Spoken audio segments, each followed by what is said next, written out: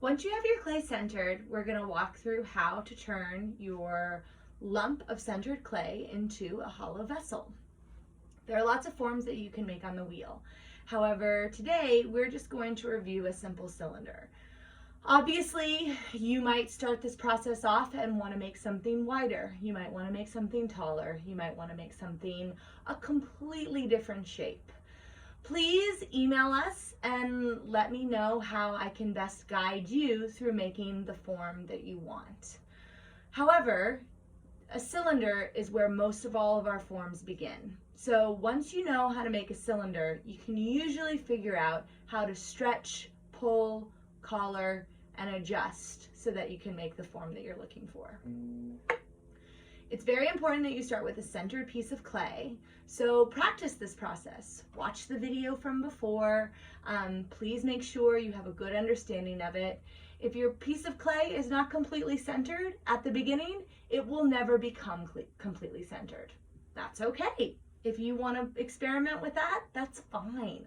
But just know that the more centered your clay is at the beginning, the easier time you're going to have crafting the forms that you want to create. Start your wheel at about a mid-range speed and make sure you get your ball of clay that's centered pretty wet along with your hands. Your right hand is going to sit right around 3 o'clock. I often talk about the wheel as a clock at 12, 3, 6, and 9. My right hand is always working around 3 o'clock, and really so is my left. Most of the action happens between 3 o'clock and 6 o'clock.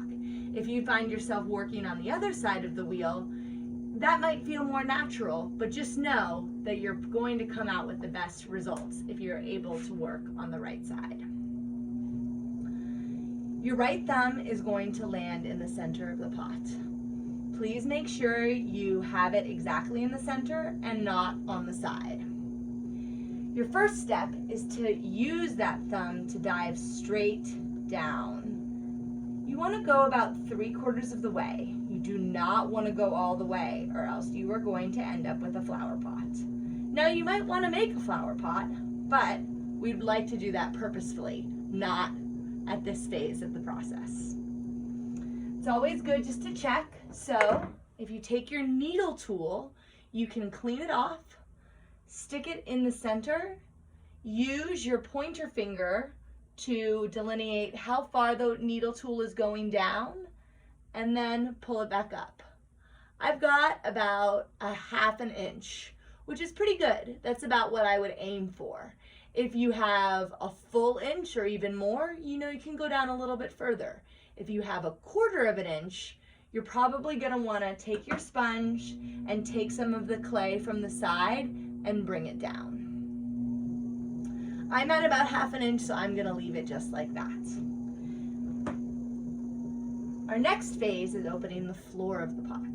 Now, if I'm making a wide pasta dish or a plate or a large soup bowl, I probably will want a much wider base and wider floor. If I'm making a mug or a cylinder, the floor of my pot is going to be much more narrow. So it's always helpful to think about what you're going to make before you sit down. You can roll with it and be spontaneous, but these decisions are good to think about before you start. Since I'm working on a cylinder today, I'm going to make a pretty narrow floor. My right thumb is going to hook onto the right side of my pot right at 3 o'clock. I'm going to push with the side of my thumb directly out towards the edge of the wheel and my right knee. You want to make sure you have enough water so that your fingers just glide. If ever the clay feels sticky or hot, you know you need more water.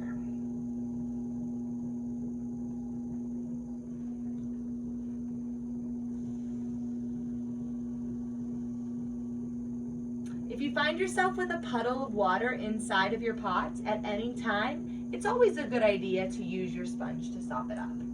Even though in your next phase you're just going to add more water, you never want a lot of water just sitting on the bottom. It can cause cracks later.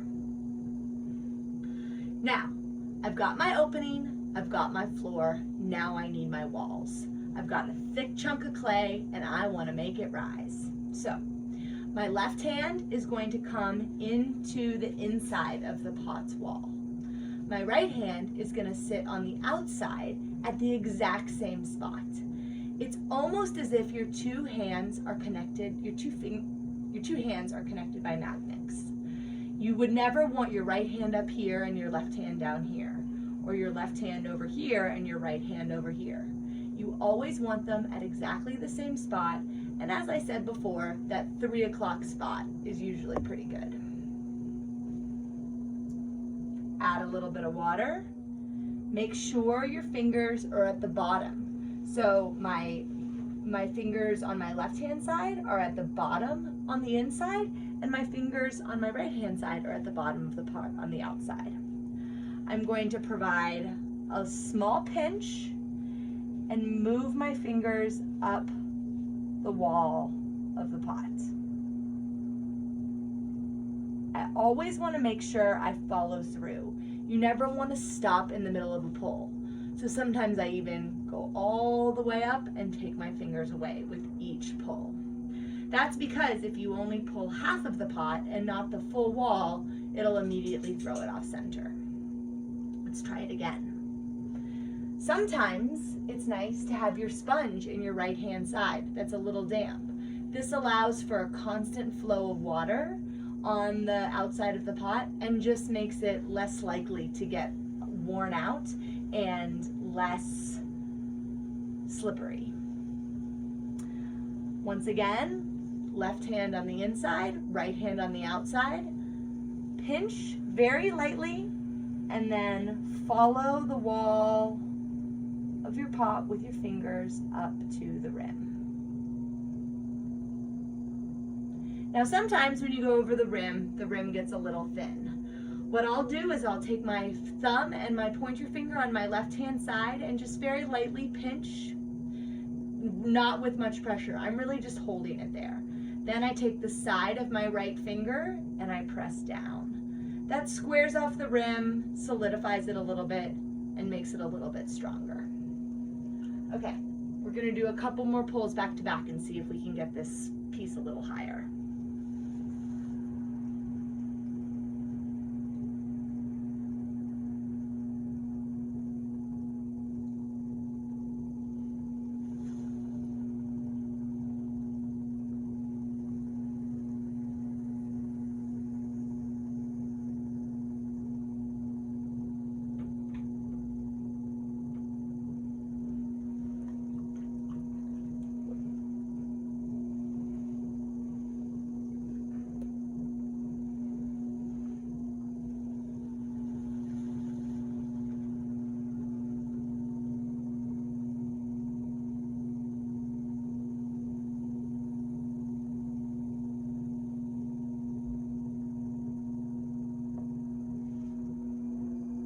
All right, now I've got a nice cylinder shape that's lifting pretty high up off of the wheel, and I can go in a lot of directions from here.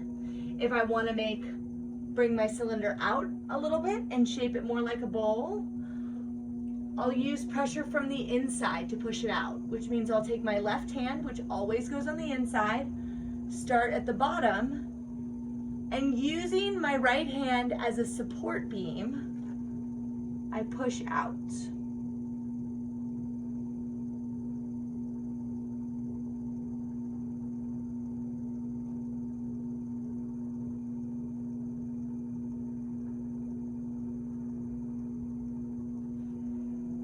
If I want to go in a little bit, so that's a little bit more narrow, I can use the pressure from my outside hand with my inside hand as the support beam.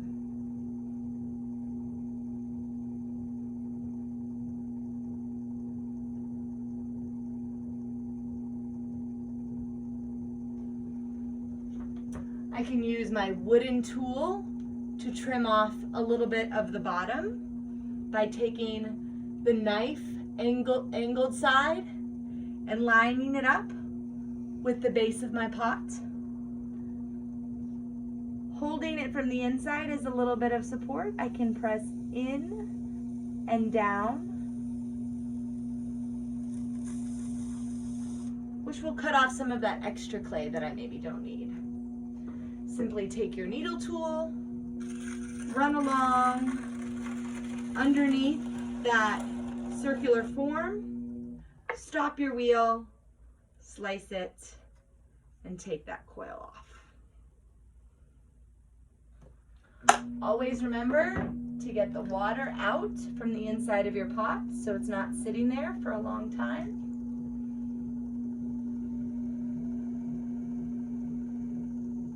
And then you can think about what more experimental shapes and forms you might want to explore.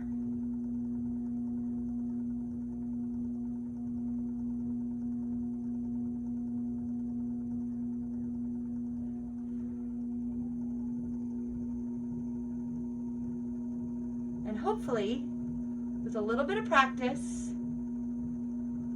and a lot of patience and fun, you'll create your very own first throne form.